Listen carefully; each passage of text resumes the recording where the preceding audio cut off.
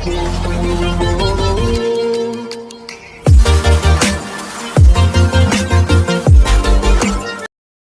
Friends, welcome back to my YouTube channel.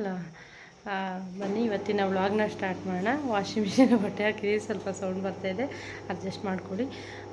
ನನ್ನ friend birthday ಇವತ್ತು, ಲತಾ ಅವ್ರದ್ದು. ಸೊ ಕರೆದಿದ್ರು ಬನ್ನಿ ಅಂತೇಳಿ ಹೋಗಿ ವಿಶ್ ಮಾಡಿಬಿಟ್ಟು ಬರೋಣ. ಸರ್ಪ್ರೈಸ್ ವಿಸಿಟಿಂಗ್ ಅಂದರೆ ಕರೆದಿದ್ದಾರೆ, ಬಟ್ ಯಾವಾಗ ಹೋಗ್ತೀನಿ ಅಂತ ಗೊತ್ತಿಲ್ಲ. ಹೋಗಿ ಹಾಗೆ ಜಸ್ಟ್ ಹಿಂಗೆ ಹೋಗಿ ಹಿಂಗೆ ಬರೋಣ. ಒಂದು ಚಿಕ್ಕದಾಗಿ ಕೇಕ್ ತೊಗೊಂಡೋಗಿ ಕಟ್ ಮಾಡಿಸ್ಬಿಟ್ಟು ಬರೋಣ ಅಂತ ಅಂದ್ಕೊಂಡಿದ್ದೀನಿ.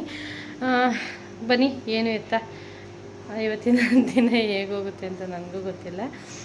ಫ್ರೆಂಡ್ಶಿಪ್ ಅಂದರೆ ಕಷ್ಟ ಸುಖ ಇನ್ನೊಂದು ಮತ್ತೊಂದು ಶೇರ್ ಮಾಡ್ಕೊತಿರ್ತೀವಿ, ಮಾತಾಡ್ತಿರ್ತೀವಿ. ನನಗೆ ಆಲ್ಮೋಸ್ಟ್ ಕ್ಲೋಸ್ ಅಂತ ಒಂದು 3-4 ಜನ ಫ್ರೆಂಡ್ಸ್ ಇದ್ದಾರೆ. ಜಾಸ್ತಿ ಅಂತ ಏನಿಲ್ಲ, ಬಟ್ ಮಾತಾಡ್ತೀನಿ, ಎಲ್ಲರ ಜೊತೆನೂ ಮಾತಾಡ್ತೀನಿ. ಜಾಸ್ತಿ ಕ್ಲೋಸ್ ಅಂದರೆ ಒಂದು 3-4 ಜನ ಇದ್ದಾರೆ ಅಷ್ಟೇ. ಸೊ ಕೆಲವ್ರಿಗೆ ಬರ್ತ್ಡೇ ಸೆಲೆಬ್ರೇಷನ್ ಅದು ಇದು ಇಷ್ಟ ಆಗಲ್ಲ, ಕೆಲವರು ಇಷ್ಟಪಡ್ತಾರೆ. ಸೊ ಹೆಂಗೆ ಇರುತ್ತೆ ಅದ್ರ ಮೇಲೆ ಡಿಪೆಂಡು, ನಾನು ಹೇಗಿರ್ತೀನಿ ಅದ್ರ ಮೇಲೆ ಡಿಪೆಂಡು. ಸೊ ಲಾಸ್ಟ್ ಇಯರು ಪಾಪ ಅವರು ಸಿಕ್ಕಿರಲಿಲ್ಲ, ನಾನು ಆ್ಯಕ್ಚುಲಿ ಇರಲಿಲ್ಲ, ಊರಿಗೆ ಹೋಗಿದ್ದೆ ಅವತ್ತು. ಈ ವರ್ಷ ಇಲ್ಲೇ ಇದ್ದೀನಿ, ಹಾಗಾಗಿ ಹೋಗಿ ಬರೋಣ ಅಂತ. ಲಾಸ್ಟ್ ಇಯರು ಇರಲಿಲ್ಲ, ಈ ವರ್ಷವೂ ಇರಲ್ವ ನೀವು ಅಂತ ಬೇಜಾರು ಮಾಡ್ಕೊತಾಯಿದ್ರು. ಗೊತ್ತು ನಿಮಗೆ ಲತಾ ಯಾರು ಅಂತ. ಸೊ ನನ್ನ ಹೆಸರೇ ಇರುವಂಥ ನನ್ನ ಫ್ರೆಂಡು ಹೋಗಿ ಚಿಕ್ಕದಾಗಿ ಸೆಲೆಬ್ರೇಷನ್ ಮಾಡ್ಕೊಂಡು ಬರೋಣ ಅಂತ ವ್ಲಾಗಲ್ಲಿ ಹೇಳಬೇಕಿತ್ತ ಅನ್ನೋದಾದರೆ ಎಸ್ ಹೌದು, ಅಫ್ಕೋರ್ಸ್ ಅಲ್ಲಿ ಹೋಗ್ತೀನಿ. ಒಂದು ಸ್ವೀಟ್ ಮೆಮೊರೀಸ್ನ ಶೇರ್ ಮಾಡ್ಕೋಬೇಕು ಅಂತಲೇ ಮಾಡ್ಕೊತಾ ಇದ್ದೀನಿ. ಓಕೆ ಬನ್ನಿ, ಲೆಟ್ಸ್ ಗೋ. ಟೈಮ್ ಆಯಿತು, ಹೋಗಿ ಬರೋಣ. ಬೇಗ ಬರಬೇಕು. ಈವ್ನಿಂಗು ಅವರು ಮಾರ್ನಿಂಗ್ ಫ್ಯಾಕ್ಟ್ರಿಗೆ ಹೋಗ್ತಾರಲ್ವ, ಸಿಗಲ್ಲ. ಈವ್ನಿಂಗ್ 8 ಗಂಟೆ ಆಗಲೇ ಟೈಮು. ಈವ್ನಿಂಗಲ್ಲಿ ಹೋಗ್ತಾಯಿದ್ದೀನಿ, ಕೇಳಿಕೊಂಡು ಮಾಡಿಕೊಂಡು. ಹುಡುಗರು ಟ್ಯೂಷನ್ ಮುಗಿಸ್ಕೊಂಡು ಬಂದರು, ಸೊ ಹುಡುಗರು ಕರ್ಕೊಂಡು ಹೋಗ್ತಾಯಿದ್ದೀನಿ. ಮನೇಲೆಲ್ಲ ಆಲ್ಮೋಸ್ಟ್ ಕೆಲಸ ಕ್ಲೀನಿಂಗು. ಊರಿಂದ ಬಂದಿದ್ದೆ, ಆವಾಗಲೇ ಹೇಳಿದ್ದೆ ನಾನು. ತುಂಬ ಹರಡುಬಿಟ್ಟಿತ್ತು ಮನೆಯೆಲ್ಲ ಕ್ಲೀನ್ ಮಾಡೋ ಅಷ್ಟೊತ್ತಿಗೆ ಸಾಕಾಗೋಯಿತು. ಎಲ್ಲ ಮುಗೀತು. ಲಾಸ್ಟು ಒಂದು ಟ್ರಿಪ್ ಮಿಷಿನಿಗೆ ಬಟ್ಟೆ ಹಾಕಿದ್ದೀನಿ, ಅದು ಹೋಗ್ತಾಯಿದೆ. ಇವಾಗ ಹೋಗಿ ಹಸ್ಬೆಂಡ್ ಬರೋ ಅಷ್ಟೊತ್ತಿಗೆ ಬರೋಣ ಅಂತೇಳಿ ಹೊರಟಿದ್ದೀನಿ. ಸೊ ಬನ್ನಿ, ತಡ ಮಾಡೋದು ಬೇಡ. ಹಾಗೆ ಚಿಕ್ಕದಾಗಿ ಒಂದು ಪುಟಾಣಿ ಕೇಕ್ ತೊಗೊಂಡೋಗಿ ಕಟ್ ಮಾಡಿಸ್ಬಿಟ್ಟು ಬರ್ತಡೇ ವಿಶ್ ಮಾಡಿ ಮನೆಗೆ ಬರೋಣ. ಸೊ ಹೀಗೆ ಬನ್ನಿ. ಇನ್ನು ನಾನು ಬೇಕ್ರಿ ಹತ್ರ ಬಂದೆ, ಕೇಕ್ ತೊಗೊಂಡೋಗೋಣ ಅಂತೇಳಿ ಪುಟಾಣಿದೊಂದು ಕೇಕ್ ತೊಗೊಂಡು ಅವ್ರ ಮನೆಗೆ ಹೋದೆ. ನೋಡಿ, ಅವ್ರ ಮನೇಲಿ ಆಲ್ರೆಡಿ ಅಷ್ಟೊತ್ತಿಗೆ ಕೇಕ್ ತಂದು ಇಟ್ಟಿದ್ರು. ನಾನು ಆಗಲೇ ಹೇಳಿದೆ ಪುಟಾಣಿದೊಂದು ಕೇಕ್ ತೊಗೊಂಡೆ ಅಂತ. ನಂಗೆ ಗೊತ್ತಿತ್ತು ಅವ್ರದ್ದೇ ಫ್ಯಾಕ್ಟ್ರಿ ಇದೆ, ಓನು ತೋರಿಸಿದ್ದೀನಿ ಲಾಸ್ಟ್ ಟೈಮು. ಹಾಗಾಗಿ ಅವ್ರಿಗೆ ಕೇಕ್ ಇರುತ್ತೆ. ಸೊ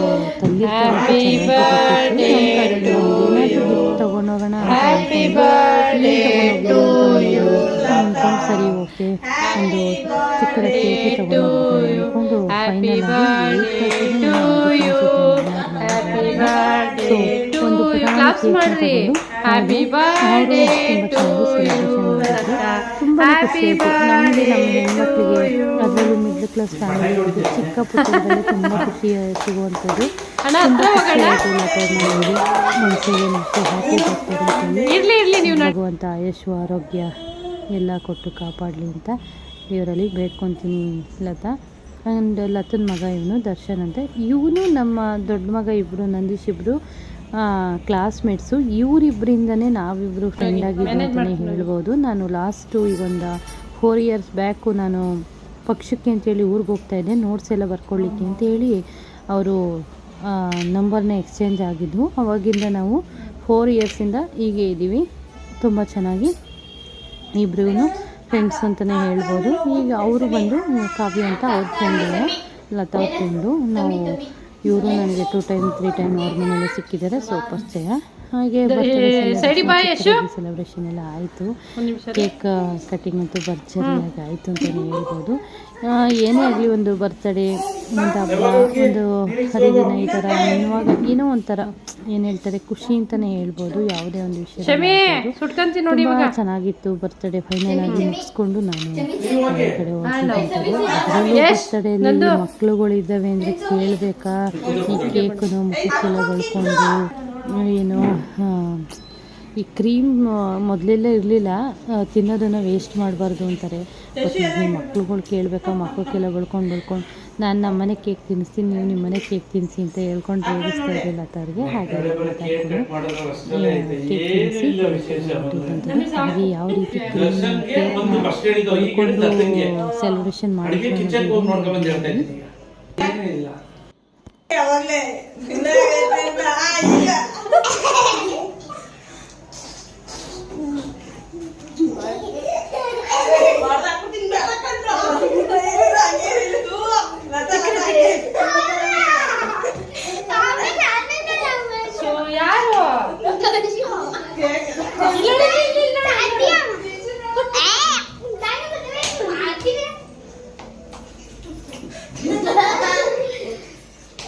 ಯಾಕೋ ಮತ್ತೆ ನನ್ನ ತಕ್ಕೆ ಬರಂಗೆ ಅವರೇ. ಇನ್ನು ಇವತ್ತು ನಮ್ಮ ಮನೇಲಿ ಏನು ಹಾಗಲಕಾಯಿ ಗೊಜ್ಜು ಮಾಡಿದೆ ಸಿಂಪಲ್ಲಾಗಿ. ಇದಕ್ಕೆ ಕಾಂಬಿನೇಷನ್ ಆಗಿ ಈ ಹೆಸ್ರು ಕಾಳು, ಅಕ್ಕಿ, ಕಡಲೆಬೇಳೆ, ಮೆಂತ್ಯ, ಅವಲಕ್ಕಿ ಎಲ್ಲ ನೆನೆಸ್ಬಿಟ್ಟು, ಹೆಸ್ರು ಕಾಳು ಮೇನ್ ಇಂಪಾರ್ಟೆಂಟು. ಹೆಸ್ರು ಕಾಳು ದೋಸೆನ ಮಾಡೋಣ ಅಂಥೇಳಿ ನೆನೆಸಿಟ್ಟಿದ್ದೀನಿ. ಸೊ ಹೆಸ್ರು ಕಾಳು ದೋಸೆ ಇನ್ಸ್ಟೆಂಟಾಗಿ ಮಾಡ್ಕೊಬೋದು. ಆಲ್ರೆಡಿ ರೆಸಿಪಿನ ಶೇರ್ ಮಾಡಿದ್ದೀನಿ, ನಿಮಗೆ ಗೊತ್ತಿಲ್ಲ ಅಂದರೆ ಹೋಗಿ ಒಂದು ಸತಿ ವಿಸಿಟ್ ಮಾಡಿ ನೋಡಿ. ಇದು ಏನು ಹೇಳ್ತಾರೆ, ಹಾಗಲಕಾಯಿ ಗೊಜ್ಜು ಕಹಿ ಅಂತಾರೆ, ಒಂದು ಸ್ವಲ್ಪನೂ ಕಹಿಯಾಗೆಲ್ಲ ಈ ಮೆಥಡಲ್ಲಿ ಮಾಡಿದರೆ ತುಂಬ ಚೆನ್ನಾಗಿರುತ್ತೆ ಅಂತಲೇ ಹೇಳ್ಬೋದು. ಈಗ ನಾನು ಒಂದು ಅರ್ಧ ಕೆ ಜಿ ಕಮ್ಮಿ ಹಾಗಲಕಾಯಿನ ಕಟ್ ಮಾಡಿ ಇಟ್ಕೊಂಡಿದ್ದೀನಿ. ಒಂದು ಸ್ವಲ್ಪ ಕಡಲೆಬೇಳೆನ ತೊಗೊಂಡಿದ್ದೀನಿ. ಒಂದು ಬೌಲಲ್ಲಿ 1-2 ಸ್ಪೂನಷ್ಟು ಬೆಲ್ಲ, ಟೊಮೊಟೊ, ಈರುಳ್ಳಿ, ಕೊತ್ತಂಬರಿ ಸೊಪ್ಪು, 1 ಸ್ಪೂನಷ್ಟು ಅಚ್ಕಾರದ ಪುಡಿ, ಸ್ವಲ್ಪ ತೆಂಗಿನಕಾಯಿನ ತೊಗೊಂಡಿದ್ದೀನಿ. ಇಷ್ಟೇನೆ ಸಿಂಪಲ್ಲಾಗಿ ಬೇಗ ಕ್ವಿಕ್ಕಾಗಿ ಮಾಡ್ಕೊಬೋದು, ಫಟಾಫಟ್ ಅಂತ. ನಾನು ಯಾವುದೇ ಒಂದು ತಿಂಡಿ ಊಟ ಅಂದ್ಕೊಂಡು ಹೋದ್ರೂ ಅಷ್ಟೇ ಅಡುಗೆ ಮನೇಲಿ ಜಾಸ್ತಿ ಹೊತ್ತು ನಿಲ್ಲಲ್ಲ. ಒಂದು 1/2 ಅವರ್ಗೆಲ್ಲ ನಂದು ಆಲಿನ ಒಂದು ಕೆಲಸ ಮುಗಿಸಿ ಈಚೆ ಬಂದುಬಿಡ್ಬೇಕು, ಆ ಥರ ನನಗೆ ಅದೇನೋ ಗೊತ್ತಿಲ್ಲ, ಅವಾಗಿಂದ ಹಾಗೆ ಅಭ್ಯಾಸ. ಇವಾಗ ಹಾಗಲಕಾಯಿ ಗೊಜ್ಜನ್ನ ಮಾಡಲಿಕ್ಕೆಲ್ಲ ರೆಡಿ ಮಾಡಿ ಇಟ್ಕೊಂಡಿದ್ದೀನಿ. ಇನ್ನೊಂದು ಕಡೆ ಒಗ್ಗರಣೆ ಹಾಕ್ತಿರ್ತೀನಿ ನೋಡಿ, ವಿಡಿಯೋ ಎಡಿಟಿಂಗ್ ಮಾಡ್ತಾಯಿದ್ದೀನಿ. ಸೊ ದಾಸಪ್ಪ ಇವತ್ತು ಕಡೇ ಶ್ರಾವಣ ಶನಿವಾರ ದಾಸಪ್ಪನ ಕೂಗಿಸ್ತಾ ಇದ್ದಾರೆ, ಸೌಂಡ್ ಕೇಳಿಸ್ತಾ ಇದೆ ಅಂದ್ಕೊತೀನಿ. ಒಂದು ಕುಕ್ಕರ್ನಾಗೆ ನಾನಿವಾಗ ಆಯಿಲ್ನ ಇಟ್ಕೊಂಡು ಅದಕ್ಕೆ ಸಾಸಿವೆನ ಒಗ್ಗರಣೆ ಹಾಕ್ಕೊಂಡಿದ್ದೀನಿ. ಕರಿಬೇವು ಖಾಲಿ ಇತ್ತು, ಇದ್ರೆ ಹಾಕ್ಕೊಳ್ಳಿ. ಅದಕ್ಕೆ ಕಟ್ ಮಾಡಿ ಇಟ್ಕೊಂಡಿದ್ದಂಥ ಈರುಳ್ಳಿನ ಆ್ಯಡ್ ಮಾಡ್ಕೊತಾ ಇದ್ದೀನಿ. ಈರುಳ್ಳಿ ಚೆನ್ನಾಗಿ ಫ್ರೈ ಆಗಲಿ.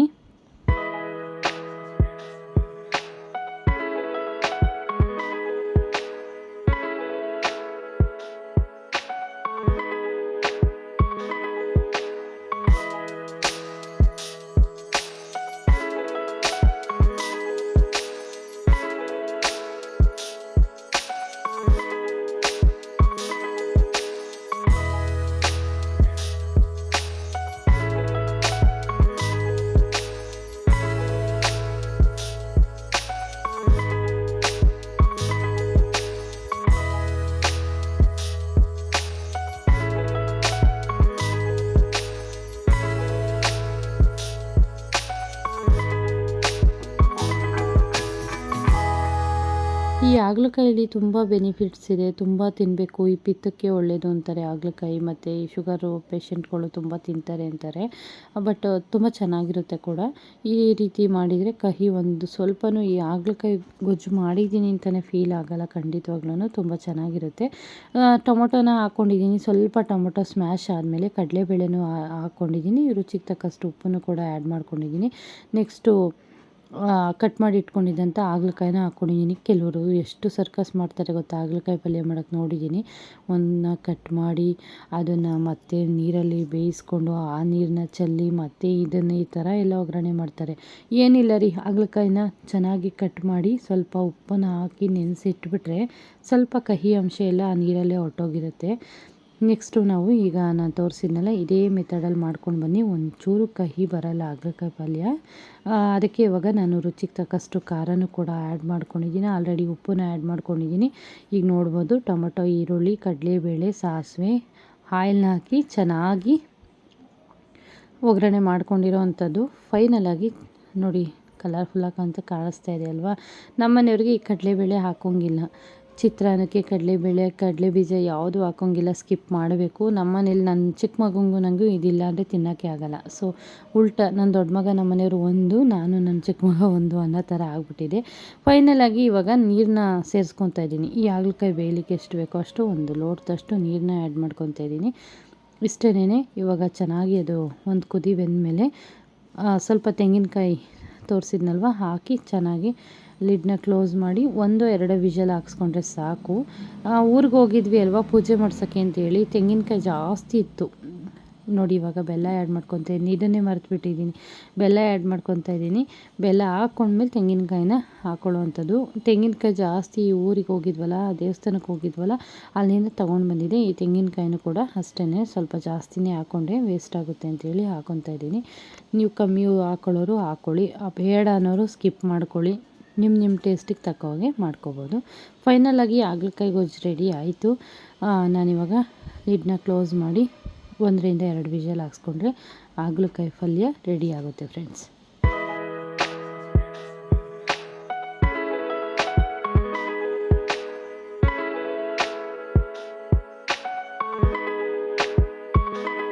ಹೆಸ್ರು ಕಾಳು ದೋಸೆ ಆ್ಯಂಡ್ ಬಿಸಿ ಬಿಸಿ ಹಾಗಲಕಾಯಿ ಪಲ್ಯ ಜೊತೆಗೆ ಸರ್ವ್ ಮಾಡಿ ತೋರಿಸ್ತಾ ಇದ್ದೀನಿ. ದೋಸೆನೂ ಅಷ್ಟೇ ಸಖತ್ತಾಗಿತ್ತು, ಹಾಗಲಕಾಯಿ ಪಲ್ಯನೂ ಅಷ್ಟೇ ಸೂಪರಾಗಿತ್ತು. ಸೊ ಫ್ರೆಂಡ್ಸ್, ಒಂದು ಸತಿ ಟ್ರೈ ಮಾಡಿ ನೋಡಿ, ರೆಸಿಪಿ ಹೇಗಿತ್ತು ಅಂತ ನನಗೆ ಕಮೆಂಟ್ ಬಾಕ್ಸಲ್ಲಿ ತಿಳಿಸಿ. ಇನ್ನೊಂದು ಹೊಸ ವಿಡಿಯೋದೊಂದಿಗೆ ಸಿಗ್ತೀನಿ, ಅಂದರೆ ರೆಸಿಪಿ ವ್ಲಾಗ್ನೊಂದಿಗೆ ಸಿಗ್ತೀನಿ ಫ್ರೆಂಡ್ಸ್. ಸಖತ್ತಾಗಿತ್ತು, ಒಂದು ಸತಿ ಟ್ರೈ ಮಾಡಿ ನೋಡಿ. ಫ್ರೆಂಡ್ಸ್, ಕೇಕ್ ಕಟಿಂಗ್ ಎಲ್ಲ ಆಯಿತು, ಮನೆಗೆ ಬಂದೆ. ಟೈಮ್ 9:30 ಆಯಿತು, ಹೆಚ್ಚು ಕಮ್ಮಿ 10:30 ಸಾರಿ. ಬಂದು ಮುದ್ದೆಗೆ ಇಕ್ಕಿದ್ದೀನಿ, ಹಸ್ಬೆಂಡ್ ಬರ್ತಾಯಿದ್ದೀನಿ ಅಂದರು. ಹೀಗೆ ಹೋಗಿ ಇನ್ನೇನು ಲೇಟು, ನಮ್ಮ ಮನೆಯವ್ರು ಬರೋದು 10:30 ಆಗುತ್ತೆ ಅಂದರು. ಸೊ ಒಂದು ಅರ್ಧ ಗಂಟೆ ಹಾಗೆ ಮಾತಾಡ್ಕೊಂಡು ಕೂತ್ಕೊಂಡ್ವಿ. ಕೇಕ್ ಕಟ್ ಮಾಡಿಸಿ ಇವಾಗ ಮನೆ ಕಡೆ ಬಂದೆ. ಹಾಗೆ ವಿಡಿಯೋನ ಎಂಡ್ ಮಾಡೋಣ ಅಂತೇಳಿ ವಿಡಿಯೋ ಸ್ಟಾರ್ಟ್ ಮಾಡಿಕೊಂಡೆ. ಇವತ್ತಿನ ವ್ಲಾಗ್ ಇದಾಗಿತ್ತು. ಇವತ್ತಿನ ವ್ಲಾಗ್ ಸ್ವಲ್ಪನಾದರೂ ಇಷ್ಟ ಆದರೆ ಪ್ಲೀಸ್ ಲೈಕ್ ಮಾಡಿ, ಶೇರ್ ಮಾಡಿ, ಸಬ್ಸ್ಕ್ರೈಬ್ ಮಾಡಿಲ್ಲ ಅಂದರೆ ಇವಾಗಲೇ ಹೋಗಿ ಸಬ್ಸ್ಕ್ರೈಬ್ ಮಾಡ್ಕೊಳ್ಳಿ. ಹೀಗೆ ಸಪೋರ್ಟ್ ಮಾಡ್ತಾಯಿರಿ ಅಂತ ಹೇಳ್ತೀವಿ. ಇವತ್ತಿನ ವ್ಲಾಗ್ನ ಇಲ್ಲಿಗೆ ಎಂಡ್ ಮಾಡ್ತೀನಿ. Thank you for watching. Love you all.